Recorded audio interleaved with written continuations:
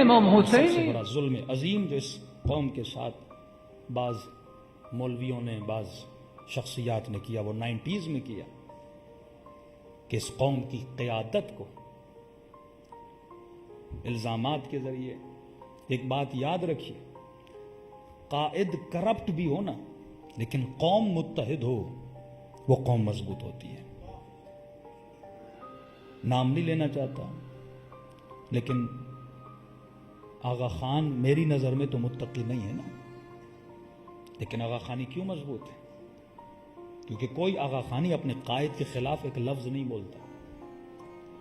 جب قوموں زبان درازی پہ آ جائے نا، انسان ہے جائز الخطا ہوتا ہے، لیکن جب قومیں زبان درازی کرنے لگے، مولا علی کا جملہ یاد رکھنا، فرمائے وہ جتنے اپنے باطل پہ مضبوط ہیں تو اتنا اپنے حق پہ مضبوط نہیں ہے. جب ہم نے یہ جرت دی نا کہ قوم کا بچہ بچہ بھی اٹھے اور مولوی کو گالی دے، مولوی کو برا بلا بولے، تو اس قوموں کی قیادتیں کبھی مضبوط نہیں ہوتی. اور جہالت میں آ کر ہمارے لوگوں نے وہی کام جو دشمن چاہتا تھا. جب گلگت بلتستان کے الیکشن ہوئے، بے نظیر کی حکومت تھی، اکثریت میں شیعہ جماعت ووٹ لے کر آئی. اس وقت ان کو خوف ہوا کہ for the first time Pakistan میں ایک ایسا صوبہ بھی بن رہا ہے. یہ صوبہ اس ٹائم بن رہا تھا بے نظیر کی حکومت میں، اور وہ تو یہ سمجھتی تھی صوبہ میں بنا رہی ہوں پارٹی تو میری جیتے گی. اسے کیا پتا تھا یہاں پر تحریک جعفریہ جیت جائے گی. تو اسے امریکہ نے کہا ہوش کے ناخن لے، تو صوبہ بنا کے خود نہیں جیتے گی، شیعوں کو پورا صوبہ دے رہی. آج تک پاکستان میں نہیں ہوا کوئی مذہبی جماعت پورے صوبے میں الیکشن جیتے. تو تم پورا صوبہ شیعوں کا بنا رہی ہو. اور شیعہ کیوں مضبوط تھے؟ کیونکہ شیعوں کا قبلہ ایک تھا. اب کیا جائے گا؟ انڈیویجولز کو مضبوط کیا جائے گا. یہ بڑی باریک بینیاں ہوتی ہیں. مثلا میں خطیب ہوں، اچھی مجلس پڑھوں گا، 1 لاکھ 2 لاکھ مجمع مجھے سنے گا. کیا کریں گے؟ مجھے مضبوط کرنا شروع کریں گے. اتنا مضبوط کریں گے قوم کو میں لیڈر لگوں. خطیبوں کو لیڈر بنائیں گے، انڈیویجولز کو لیڈر بنائیں گے. یہ نہیں کہ وہ خطیب متقی نہیں ہے، پرہیزگار نہیں ہے، سوال یہ نہیں ہے. اچھا بندہ ہوگا لیکن اسے ہیرو بنائیں گے، لیڈر بنائیں گے، تاکہ انڈیویجولز مضبوط ہوں اور شیعہ بٹ جائیں انڈیویجولز میں، ایک قیادت نہ رہے. طالقانی اچھے تھے، برے نہیں تھے، لیکن جب امام خمینی رہبر بنے تو پالیسی یہی تھی کہ قوم اگر 2 لیڈرز میں بٹ جائے گی تو قوم کامیاب نہیں رہے گی. ایران میں آج تک قیادت کیوں کامیاب ہے؟ اب سوال یہ نہیں کہ اگر رہبر علمی اعتبار سے مثلا جتنے قوم کے مجتہدین ہیں سب سے بڑھ کر ہیں، ایسا نظریہ کسی کا نہیں ہے. ان سے بڑھ کر مجتہد بیٹھے ہیں جو علمی اعتبار سے، مختلف اعتبار سے. لیکن لیڈر کون ہے؟ رہبر کون ہے؟ تو ڈائریکشن تمہاری ایک ہونی چاہیے. علم اور ہے، رہبریت اور ہے. قاضی شورے کے پاس بھی بڑا علم تھا لیکن اس کے اندر لیڈرشپ کا سینس نہیں تھا.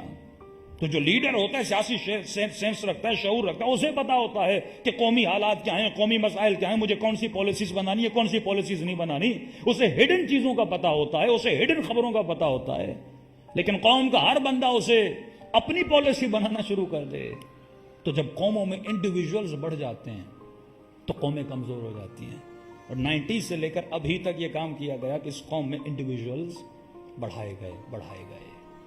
بحیرہ کو دیکھیے، آغا خانیوں کو دیکھیے، کس طرح اپنی لیڈرشپ کے ساتھ ان کی سچائی ہے.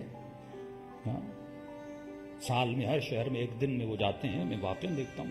بحیرہ تو بہت مضبوط ہے.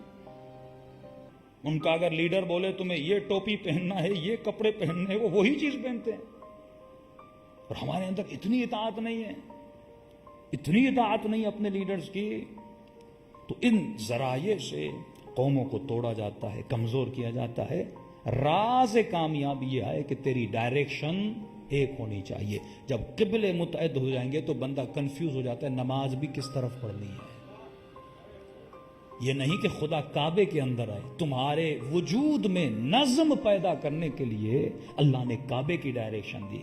اسی طرح قومیں بھی منظم تبھی رہتی ہیں جب قوموں کی ڈائریکشن ایک رہتی ہے. صلوات پڑھے محمد و آل محمد پر.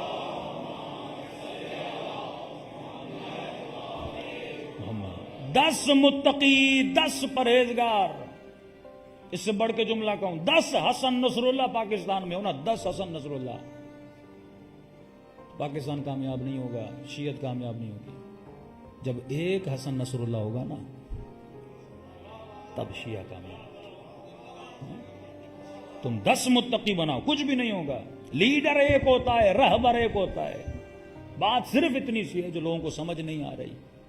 آپ کتنے بھی اس ملک میں کارنامے کر لو, کتنا بھی اس ملک میں محنت کر لو, لیکن جب تک قیادت ایک نہیں بناؤ گے, جب تک قبلہ ایک نہیں بناؤ گے, جب ایک شخص پہ متحد نہیں ہوگے, تب تک تم کامیاب نہیں ہوگے. اور یہ مت سمجھو تمہارے لیے آسانیاں پیدا کی جا رہی ہیں, نہیں, وہ تیری محبت میں پیدا نہیں کی جا رہی, وہ انڈیویجولز کو مضبوط کیا جا رہا ہے تاکہ ملک بٹا رہے, شیعہ بٹے رہے. یہ سیاسی قیادت بھی ہو, جو بھی قیادتیں ہوں, ملک تب ٹوٹتے ہیں, صوبے تب ٹوٹتے ہیں. بنگلہ دیش کیوں بنا؟ جب قیادتیں 2 بنی تو ملک ٹوٹ جاتے ہیں. قوموں کو اسی طرح توڑا جاتا ہے. انڈیویجول قیادتیں پیدا کی جائیں. اپنے مخالفوں کو دیکھیے وہ مضبوط کیوں ہیں, کیونکہ ان کی قیادتیں ایک ہیں. ایران تب تک ہے جب تک ایک قیادت ہے, یہ ذہن میں رکھیے. جب ایران میں بھی 2 قیادتیں آئیں, نہ انقلاب رہے گا نہ وہاں پہ شیعت کا وہ مزاج رہے گا. جب تک آقا خامنئی ایک قیادت کے پیچھے یہ قوم چلے گی, اور اگر کل ایرانیوں نے بھی یہ غلطی کر دی تو ایران بھی باقی نہیں رہے گا. عراقیوں نے جب اسٹرینتھ دکھائی تھی نا, جب آقا سیستانی نے حکم دیا تھا, کیونکہ ایک ہی مجتہد تو بہت ہیں لیکن اسٹرانگ مجتہد جن کی زیادہ سے زیادہ عراق میں تقلید کی جا رہی ہے تو آقا سیستانی ہیں. تبھی اس نے ایک حکم دیا, ساری قوم باہر نکل آئی, جہاد کا حکم دیا, یہ عراقی لڑنے لگے. تو وہ قومیں کیوں مضبوط ہیں؟ حزب اللہ لبنان یا لبنانی شیعہ کیوں مضبوط ہیں؟ کیونکہ قیادت ایک ہے. تو قیادت ایک ہو. مولا فرماتے سفر پر بھی جاؤ نا, لیڈر ایک بندے کو بناؤ.